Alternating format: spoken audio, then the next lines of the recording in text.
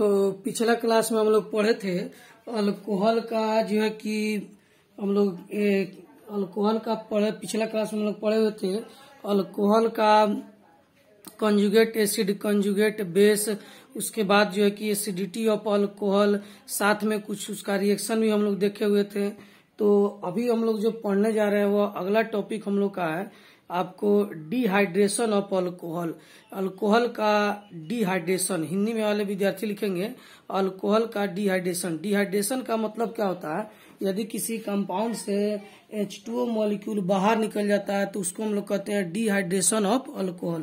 तो यहाँ पर अल्कोहल से H2O मॉलिक्यूल बाहर निकलेगा, इसीलिए नाम पड़ा है डिहाइड्रेशन ऑफ अल्कोहल। यदि फिनॉल से H2O मॉलिक्यूल बाहर निकलता है तो उसे कहेंगे डिहाइड्रेशन ऑफ फिनॉल। तो फिनॉल का तो डिहाइड्रेशन नहीं होता क्योंकि वो ऑक्सीजन और कार्बन के बीच रेजोनेंस के कारण डबल बॉन्ड पाया जाता है। लेकिन यहाँ पर जो कि अल्कोहल में डिहाइड्रेशन होता है, अल्कोहल में को जब हम लोग गर्म करते हैं H2SO4 की उपस्थिति में तो इसमें क्या होता है, अल्कोहल से वाटर मॉलिक्यूल बाहर निकल जाता है। इसी प्रक्रिया को हम लोग कहते हैं डिहाइड्रेशन ऑफ अल्कोहल। तो आइए यहाँ पर देखते हैं डिहाइड्रेशन ऑफ अल्कोहल जो है कि कैसे होता है और primary, secondary, 2 degree, 3 degree alcohol का डिहाइड्रेशन में कौन सा पहले करेगा। तो यहाँ पर एक कंपाउंड आपको दिया गया है, यह एक अल्कोहल है। अल्कोहल का रिएक्शन कराते हैं H2SO4 या H3PO4 की उपस्थिति में। अल्कोहल को जब हम लोग गर्म करते हैं तो इससे होता क्या है, यहाँ से OH और यहाँ से H जल बनकर बाहर निकल जाता है और यहाँ पर डबल बॉन्ड आ जाता है और अल्कीन का निर्माण होता है। तो इसी प्रक्रिया को कहते हैं हम लोग डिहाइड्रेशन ऑफ अल्कोहल। तो देखिए इसमें होता क्या है, यहाँ से H और OH बाहर निकलता है तो बचेगा क्या, H, यहाँ पर HCH और यहाँ पर आपको H बचेगा और यहाँ से आपको H और OH क्या हुआ, जल बनकर यहाँ पर जो कि H और OH जल बन के बाहर निकल गया। तो यहाँ पर कार्बन का 1, 2, 3 बॉन्ड है तो यहाँ पर एक डबल बॉन्ड बन जाता है और यह बन जाता है अल्कीन। तो अल्कोहल के डिहाइड्रेशन से क्या बनता है, अल्कीन का निर्माण होता है। यह एक प्रकार का अल्कीन है। तो अल्कोहल का डिहाइड्रेशन जब भी हम लोग करेंगे तो अल्कीन का निर्माण होगा और किसके उपस्थिति में करेंगे, तो H2SO4 H3PO4 की उपस्थिति में। आइए इसका कुछ मैकेनिज्म हम लोग देखते हैं। यहाँ पर लिखते हैं मैकेनिज्म, यानी कि यह जो है कि हिंदी में इसको कहते हैं क्रिया विधि। तो कैसे यह टूट कर बाहर निकला उसी को मैकेनिज्म को अभी समझा रहे थे। यहाँ पर क्या है कि आपको H है, फिर CH, यहाँ पर H, यहाँ पर H, यहाँ पर OH है और फिर यहाँ पर H है। तो यह H2SO4 के उपस्थिति में रिएक्शन करता है या फिर H3O4 के उपस्थिति में। तो होता क्या है कि यहाँ से यह बॉन्ड इस प्रकार से टूटता है और यहाँ से यह बॉन्ड इस प्रकार से टूटता है। तो क्या बनेगा यहाँ पर, तो यहाँ पर बनेगा HCH, यहाँ पर C, यहाँ पर H, यहाँ पर H, इस पर आता है आपको प्लस चार्ज और इस पर आता है माइनस चार्ज और यहाँ पर OH पर माइनस और H पर प्लस। तो यहाँ पर OH पर माइनस चार्ज आता है और H पर प्लस चार्ज आता है। तो यह प्लस और यह माइनस जल बन के क्या हो जाएगा, बाहर निकल जाएगा और यह प्लस और माइनस एक बॉन्ड बना लेगा। तो यहाँ पर क्या बनेगा आप देखेंगे तो यहाँ पर H, फिर यहाँ पर H, फिर यहाँ पर H और यहाँ पर H। अब यह प्लस और यह माइनस क्या करेगा, यहाँ पर एक बॉन्ड बना लेगा और OH पर माइनस H पर प्लस, यह जो है कि H और OH बन के यह क्या हो जाएगा, बाहर निकल जाएगा। तो इसी को हम लोग कहते हैं डिहाइड्रेशन ऑफ अल्कोहल और उसका यह जो है कि एक प्रकार का सिंपल मैकेनिज्म है, बिल्कुल आसान है कि कैसे बॉन्ड टूटता है आपको यह बताया गया है।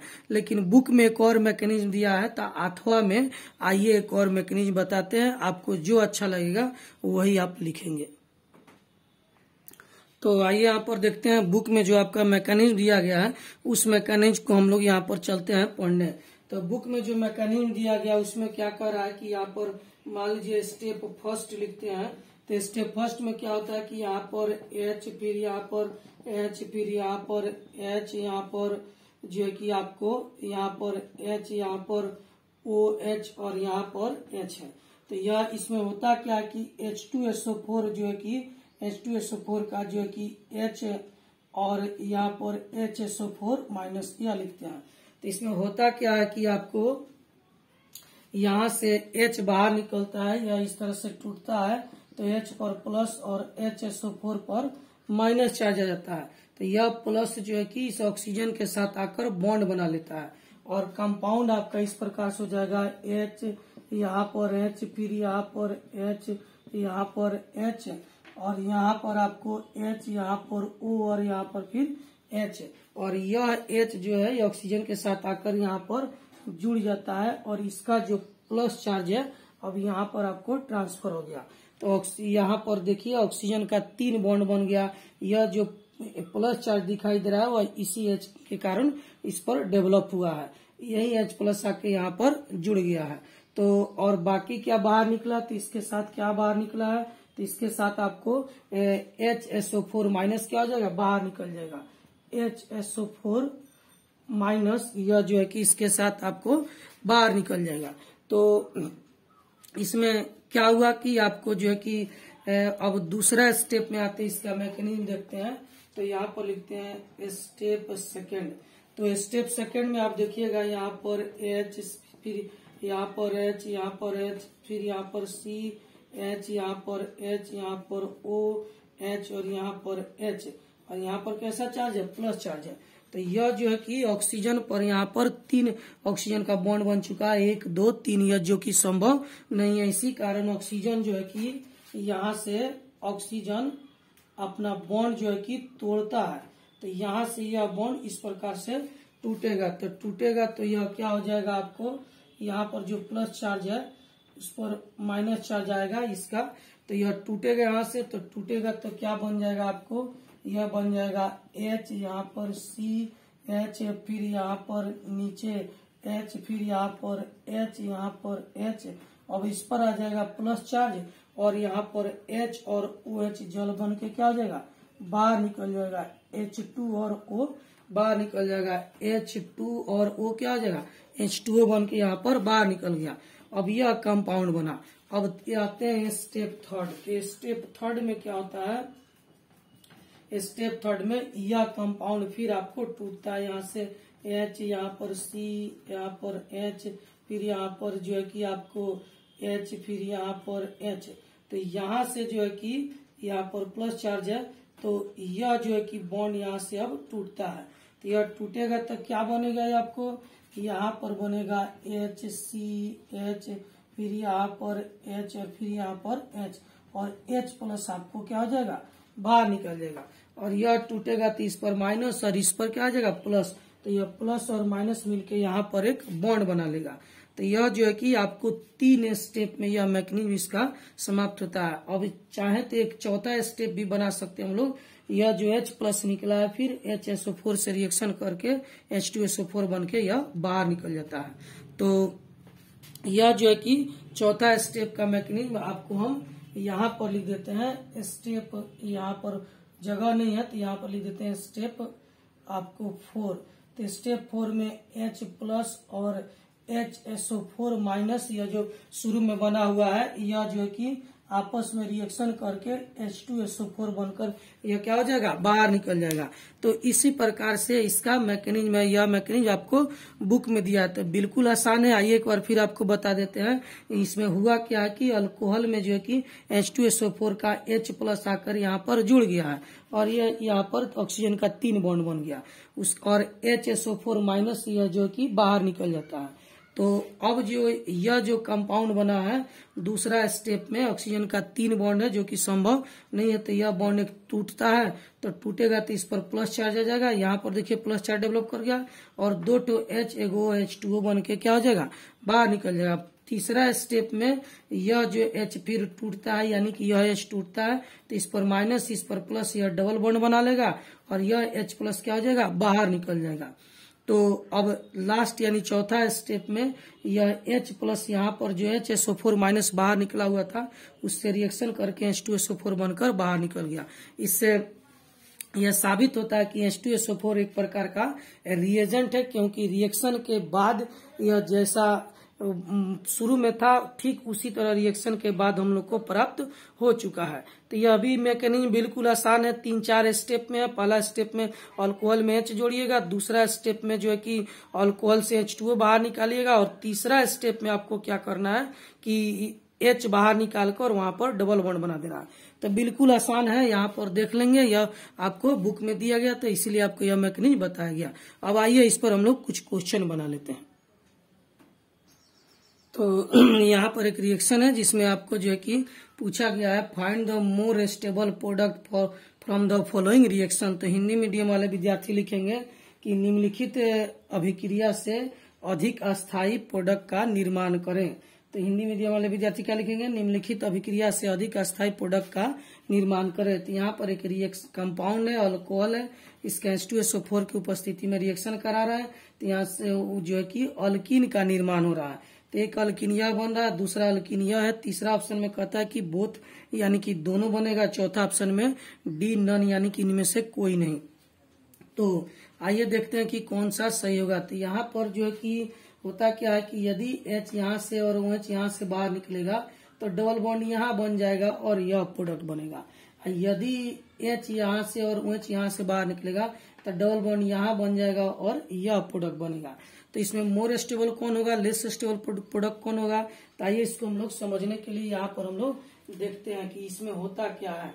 तो इसको आंसर में आपको एक्सप्लेनेशन यहाँ पर देते हैं यहाँ पर। तो आइए यहाँ पर होता क्या है कि CH3 है, फिर यहाँ पर CH3 है और यहाँ पर CH3 और यहाँ पर आपको CH3, यहाँ पर OH है और यहाँ पर H है। तो ये H2SO4 की उपस्थिति में रिएक्शन हो रहा है। तो यदि OH यहाँ से और H यहाँ से बाहर निकलेगा तो डबल बॉन्ड यहाँ पर बनेगा, तो कंपाउंड हो जाएगा CH3, यहाँ पर CH3 और यहाँ पर CH3 और यहाँ पर आपको CH3 और यहाँ पर डबल बॉन्ड बन जाएगा और H2O क्या हो जाएगा, OH और H जल बनकर बाहर निकल जाएगा।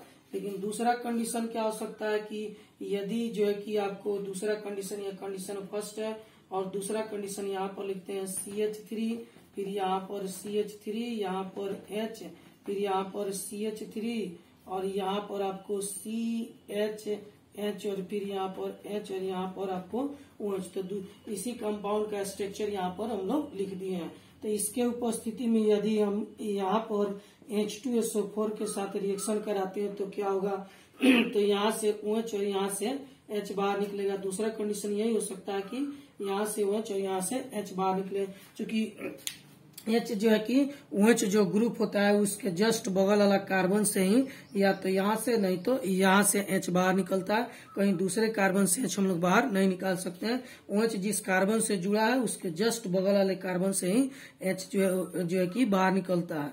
तो यहाँ पर जो है कि आपको जो है कि यहाँ से OH और H बाहर निकलेगा। पहला कंडीशन में यहाँ H यहाँ से और OH यहाँ से बाहर निकाले, दूसरा कंडीशन में OH यहाँ से और H यहाँ से बाहर निकालेंगे तो यह दोनों क्या हो जाएगा, बाहर निकलेगा। तो क्या बनेगा आपको CH3 और यहाँ पर CH3, फिर यहाँ पर आपको H और यहाँ पर बचेगा आपको CH2 बचेगा। क्या बचेगा, CH2 बचेगा यहाँ पर CH2 और यहाँ पर एक डबल बॉन्ड बन जाएगा और OH और H क्या हो जाएगा, जल बनकर यह बाहर निकल जाएगा।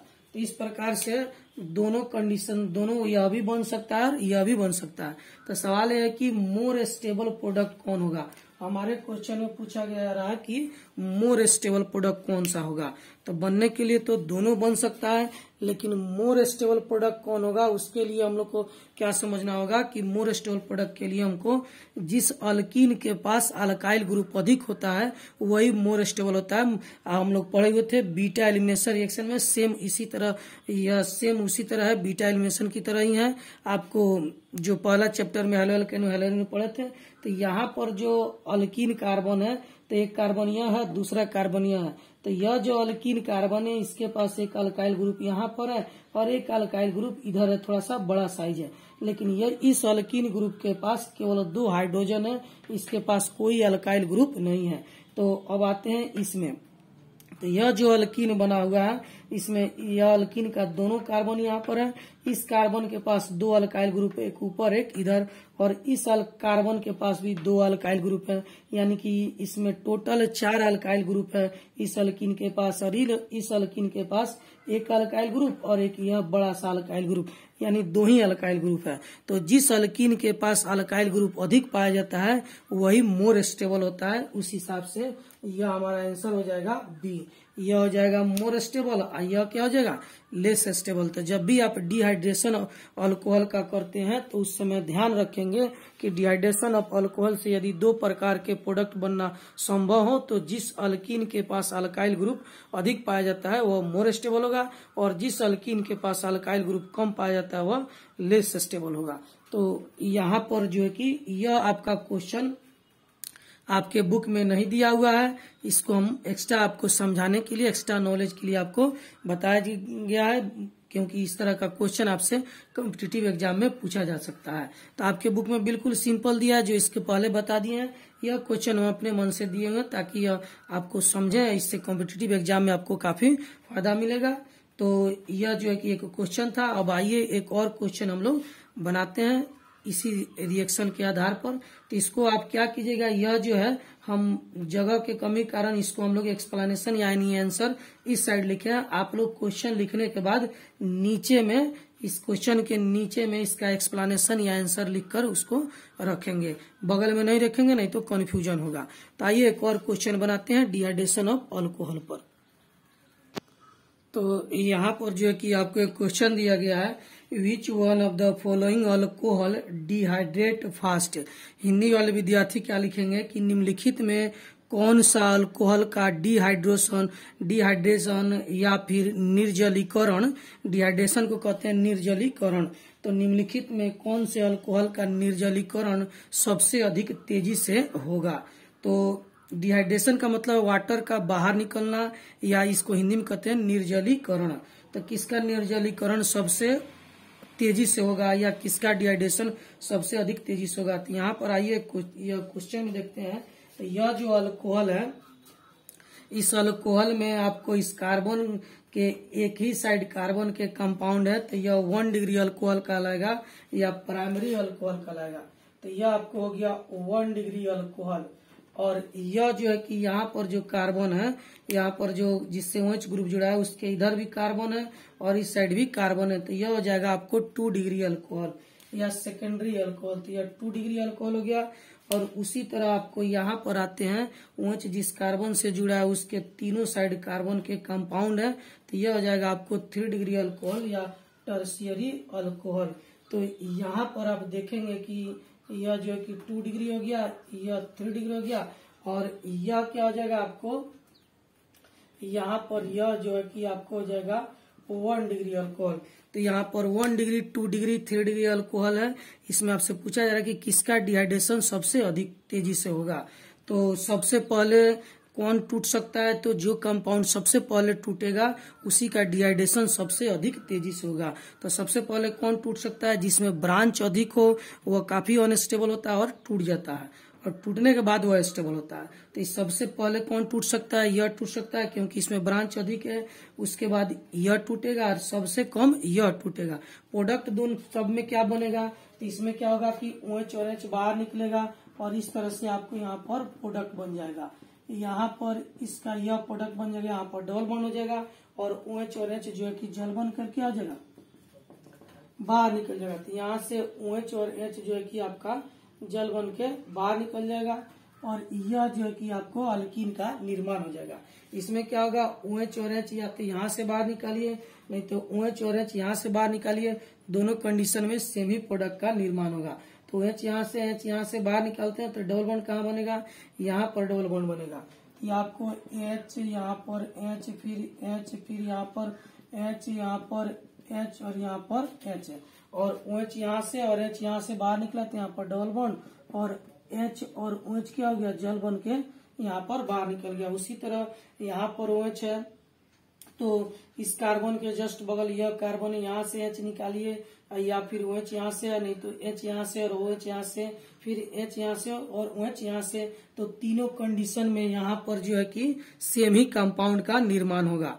तो आइए OH यहाँ से लेते हैं और H यहाँ से लेते हैं, तो क्या बन जाएगा, यहाँ पर CH3, यहाँ पर CH2 बचेगा, यहाँ पर CH3 और यहाँ पर आपको H और OH क्या हो जाएगा, बाहर निकल जाएगा। तो यहाँ पर एक डबल बॉन्ड बन जाएगा, कार्बन का 1 2 3 बॉन्ड है और एक बॉन्ड यहाँ पर बनेगा डबल बॉन्ड, तो यह कितना हो जाएगा, 4 बॉन्ड हो गया। तो डिहाइड्रेशन, सबके डिहाइड्रेशन से, चाहे 1 डिग्री हो, 2 डिग्री हो या 3 डिग्री हो, सबके डिहाइड्रेशन से, अल्कोहल के डिहाइड्रेशन से अल्कीन का ही निर्माण होता है, चाहे वो प्राइमरी अल्कोहल हो, सेकेंडरी अल्कोहल हो या टर्शियरी अल्कोहल हो। तो सवाल यह है कि कौन सबसे पहले डिहाइड्रेट होगा, यानी किससे जल सबसे पहले जो है कि बाहर निकलेगा। तो जो कंपाउंड पहले टूटता है उससे जल सबसे पहले बाहर निकलता है। तो इसमें सबसे पहले कौन टूटता है, तो सबसे पहले 3 डिग्री टूटेगा। इसमें ब्रांच अधिक है, इसीलिए सबसे पहले डिहाइड्रेशन 3 डिग्री का होगा, तब 2 डिग्री और सबसे लास्ट में 1 डिग्री। तो ऑर्डर क्या हो जाएगा, यहाँ पर 3 डिग्री, फिर 2 डिग्री और लास्ट में 1 डिग्री अल्कोहल, यही इसका ऑर्डर हो जाएगा। तो यहाँ पर आपका आंसर क्या हो जाएगा, सी। क्वेश्चन में पूछा गया है कि which one of the following alcohol dehydrate fast, यानी निम्नलिखित में कौन सबसे पहले डिहाइड्रेट करेगा। तो सबसे पहले डिहाइड्रेट करेगा 3 डिग्री, ऑर्डर होगा 3 डिग्री, 2 डिग्री और 1 डिग्री। तो यह एक क्वेश्चन है जो कि डिहाइड्रेशन टॉपिक से रिलेटेड था, यह आपके बुक में भी दिया गया है। आपको आइए यहाँ पर दिखा देते हैं, बुक में कुछ दूसरे ढंग से दिया गया, इसीलिए आपको अच्छे तरीके से इसको बताया गया है। तो यहाँ पर देखिए, यहाँ पर बुक में देखेंगे तो यहाँ पर 3 डिग्री, 2 डिग्री और 1 डिग्री, यानी कि प्राथमिक यहाँ पर लिखा है, तृतीयक, द्वितीयक और जो है कि आपको प्राथमिक लिखा हुआ है। इंग्लिश में मिलेगा आपको टर्शियरी, सेकेंडरी और प्राइमरी अल्कोहल। तो यही डिहाइड्रेशन का ऑर्डर है, इसी को हम लोग थोड़ा अच्छे से मैकेनिज्म के हिसाब से समझा के आपको बोर्ड पर लिखे हैं। तो याद रखिएगा, वो प्राइमरी, सेकेंडरी और टर्शियरी अल्कोहल में सबसे पहले किसका डिहाइड्रेशन होगा, तो जिसमें ब्रांच अधिक होगा, यानी कि 3 डिग्री अल्कोहल का डिहाइड्रेशन सबसे पहले होगा। अब डिहाइड्रेशन ऑफ अल्कोहल पढ़ने के बाद हम लोग को अगला जो टॉपिक पढ़ना है वह है ऑक्सीडेशन ऑफ अल्कोहल। तो आइए हम लोग शुरू करते हैं ऑक्सीडेशन ऑफ अल्कोहल। तो हम लोग का अगला टॉपिक है ऑक्सीडेशन ऑफ अल्कोहल। तो यह जो हम लोग पढ़ने जा रहे हैं ऑक्सीडेशन ऑफ अल्कोहल, तो ऑक्सीडेशन ऑफ अल्कोहल जो है कि अल्कोहल के केमिकल प्रॉपर्टी का लास्ट जो है कि रिएक्शन है। इसके बाद हम लोग का केमिकल प्रॉपर्टी ऑफ अल्कोहल समाप्त हो जाएगा, तब हम लोग शुरू करेंगे केमिकल प्रॉपर्टी ऑफ फिनॉल और लास्ट में केमिकल प्रॉपर्टी ऑफ ईथर। उसके बाद कुछ यूज बताएंगे और चैप्टर समाप्त हो जाएगा। तो आज जो है कि आपका केमिकल प्रॉपर्टी ऑफ अल्कोहल का लास्ट रिएक्शन हम लोग पढ़ने जा रहे हैं ऑक्सीडेशन ऑफ अल्कोहल। तो आइए समझते हैं ऑक्सीडेशन ऑफ अल्कोहल में कि ऑक्सीडेशन कहते किसको है। तो आपको यह वीडियो में, पहले वीडियो में बताया जा चुका है कि ऑक्सीडेशन का क्या मतलब होता है। तो ऑक्सीडेशन का मतलब यह होता है कि ऑक्सीजन का जुड़ना या फिर हाइड्रोजन का बाहर निकलना ऑक्सीडेशन कहलाता है। किसी भी कंपाउंड में ऑक्सीजन का जुड़ना या फिर हाइड्रोजन का बाहर निकलना ऑक्सीडेशन कहलाता है। तो इसमें यह ऑक्सीजन किसी भी कंपाउंड में अपने आप नहीं जुड़ता है, ना ही हाइड्रोजन किसी कंपाउंड से अपने आप बाहर निकलता है। इसको जोड़ने के लिए या हाइड्रोजन को बाहर निकालने के लिए एक एजेंट की आवश्यकता होती है, उस एजेंट को हम लोग कहते हैं ऑक्सीडाइजिंग एजेंट। तो आइए हम लोग दूसरा टॉपिक देखते हैं ऑक्सीडाइजिंग एजेंट। तो ऑक्सीडाइजिंग एजेंट किसे कहते हैं, तो यह एक प्रकार का केमिकल कंपाउंड है जो किसी कंपाउंड में ऑक्सीजन जोड़ता है या फिर हाइड्रोजन बाहर निकलता है। तो कुछ कॉमन ऑक्सीडाइजिंग एजेंट का हम लोग नाम लिख रहे हैं यहाँ पर। आपको K2Cr2O7, उसके बाद जो कि Na2Cr2O7, यह दोनों एक ऑक्सीडाइजिंग एजेंट है। उसके बाद KMnO4, यह भी एक ऑक्सीडाइजिंग एजेंट है। इसको पोटेशियम परमैंगनेट कहते हैं, इसको कहते हैं पोटेशियम डाइक्रोमेट, इसको सोडियम डाइक्रोमेट कहा जाता है। तो अब आते हैं हम लोग अगला लिखते हैं। तो अगला है आपको KMnO4 के बाद CrO3, क्रोमियम ट्राईऑक्साइड। तो क्रोमियम ट्राईऑक्साइड भी एक प्रकार का ऑक्सीडाइजिंग एजेंट है। यह कुछ कॉमन ऑक्सीडाइजिंग एजेंट है। एक और आपको ऑक्सीडाइजिंग एजेंट है पीसीसी जो है कि जो शॉर्ट नेम है ऑक्सीडाइजिंग एजेंट का। तो यह कुछ 4-5 जो है कि कॉमन ऑक्सीडाइजिंग एजेंट है जिसका उपयोग इस चैप्टर में होना है और आगे भी यह जरूरत पड़ेगा, इसीलिए आप इसको अच्छे से याद कर लेंगे। यह सब किसी भी रिएक्शन में, यदि किसी रिएक्शन में एरो पर या तीर पर यह जो है कि कोई भी रिएजेंट रहे तो क्या करना है आपको, उसमें या तो ऑक्सीजन जोड़ना है, नहीं तो हाइड्रोजन बाहर निकलना है।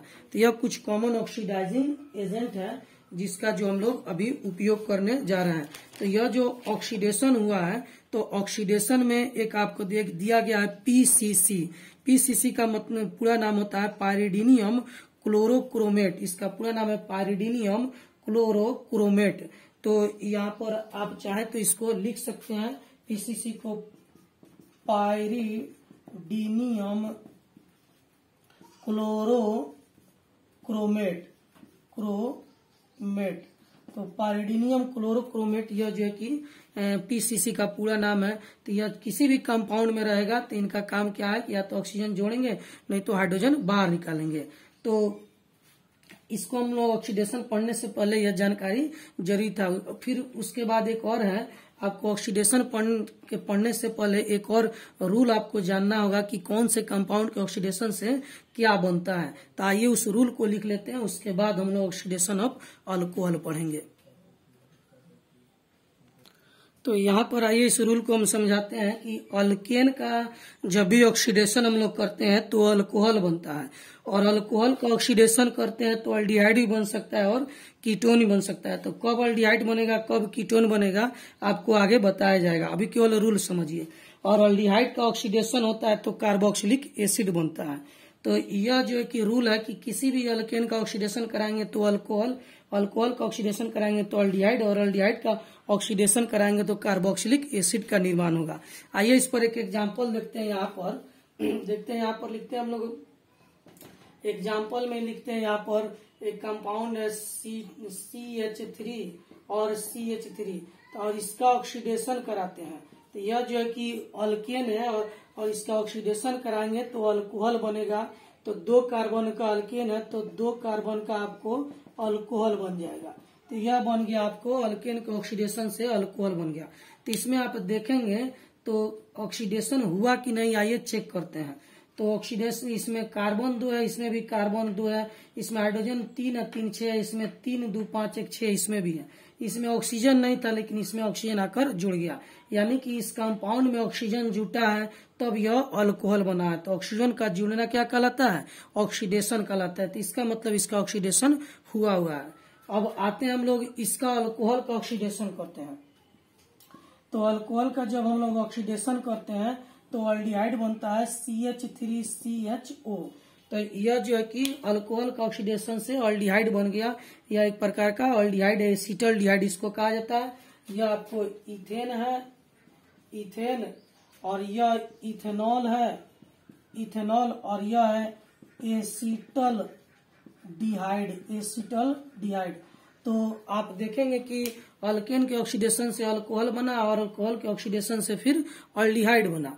तो अब इसमें क्या है कि अल्डिहाइड का यहाँ से यहाँ तक जो रिएक्शन हुआ है उसमें ऑक्सीडेशन हुआ कि नहीं, आइए चेक कर लेते हैं। तो कार्बन इसमें 2 है, यहाँ भी कार्बन 2 है, यहाँ पर हाइड्रोजन 3 2 5 1 6 है, यहाँ पर 3 1 4 है। हाइड्रोजन 2 कम हो गया, यानी अल्कोहल से अल्डिहाइड जब बना उस स्थिति में हाइड्रोजन 2 क्या हो गया, कम हो गया। ऑक्सीजन 1 था, ऑक्सीजन 1 यहाँ भी है। तो जब अल्कोहल से अल्डिहाइड बनाया वहां पर हाइड्रोजन 2 कम हो गया है। तो हाइड्रोजन का घटना भी ऑक्सीडेशन कहलाता है, यानी कि यहाँ पर भी ऑक्सीडेशन हुआ है। तो किसी किसी कंपाउंड में दोनों घटना एक साथ होता है, ऑक्सीजन जुड़ता भी है, हाइड्रोजन बाहर भी निकलता है, लेकिन किसी किसी कंपाउंड में एक ही घटना होता है। जैसे यहाँ पर सिर्फ ऑक्सीजन जुड़ा है और इसमें सिर्फ हाइड्रोजन क्या हो गया, बाहर निकला। अब आइए इसका ऑक्सीडेशन कराते हैं हम लोग। तो इसका ऑक्सीडेशन कराएंगे यहाँ पर, तो अल्डिहाइड का ऑक्सीडेशन कराते हैं। तो ये अल्डिहाइड का ऑक्सीडेशन कराएंगे तो यहाँ पर बनेगा CH3COO और H। इसको हम लोग कहते हैं एसेटिक एसिड के नाम से जाना जाता है। तो यह एसेटिक एसिड है। तो आइए अल्डिहाइड का ऑक्सीडेशन से एसिड बन गया। तो इसमें आइए हम लोग समझते हैं कि ऑक्सीडेशन हुआ कि नहीं। तो यहाँ पर कार्बन 2 है, इधर भी कार्बन 1 1 2 है, हाइड्रोजन 3 1 4, यहाँ भी 3 1 4 है। तो हाइड्रोजन में तो कमी नहीं आया, लेकिन ऑक्सीजन यहाँ पर 1 था, इसमें ऑक्सीजन कितना हो गया, 2 हो गया, यानी कि इसमें ऑक्सीजन बढ़ गया, ऑक्सीजन का संख्या बढ़ गया। तो यहाँ से यहाँ तक जाने में ऑक्सीजन का संख्या बढ़ गया, ऑक्सीजन जुड़ा है, इसीलिए इसका भी ऑक्सीडेशन हुआ है। तो ऑक्सीडेशन में क्या होता है, या तो ऑक्सीजन जुड़ता है, नहीं तो हाइड्रोजन क्या होता है, बाहर निकलता है। तो किसी किसी में यह एक ही घटना होता है, किसी किसी कंपाउंड में दोनों होता है। इसमें ध्यान देने वाला बात यह है कि यहाँ से यहाँ तक हम लोग आए, हर कंपाउंड का ऑक्सीडेशन कराते हैं तो कार्बन के संख्या में कहीं भी कमी नहीं आया है, ना ही बढ़ोतरी हुआ है। कार्बन का संख्या कांस्टेंट रहता है। क्या चेंज करता है, या तो ऑक्सीजन बढ़ता है, नहीं तो हाइड्रोजन घटता है। तो इसी आधार पर हम लोग अल्कोहल का ऑक्सीडेशन अब शुरू करेंगे, अल्कोहल का ऑक्सीडेशन पढ़ेंगे। यह 2 रूल और ऑक्सीडाइजिंग एजेंट और को आप लोग अच्छे से याद रखेंगे, इस रूल को याद रखेंगे और ऑक्सीडाइजिंग एजेंट कौन कौन से होते हैं उसको भी याद रखेंगे। तो उसके बाद हम लोग अब शुरू करते हैं यहाँ पर। अच्छा, एक चीज और आपको बता दें कि यह जो अभी आपको हम बताए हैं यह आपके बुक में नहीं, ऑक्सीडेशन का ना तो रूल है और ना ही जो है कि ऑक्सीडेशन किसे कहते हैं और ऑक्सीडाइजिंग एजेंट, यह सब कुछ आपको नहीं दिया गया। यह कुछ एक्स्ट्रा आपको बताए हैं ताकि ऑक्सीडेशन अच्छे से समझ में आ जाए। तो ऑक्सीडेशन टॉपिक पढ़ने के लिए यह एक्स्ट्रा चीज पढ़ना काफी जरूरी था, यह आपके बुक में नहीं दिया गया है। अब आपके बुक में दिया है वो हम लोग पढ़ने चलेंगे, ऑक्सीडेशन ऑफ अल्कोहल। तो आइए देखते हैं हम लोग ऑक्सीडेशन ऑफ अल्कोहल।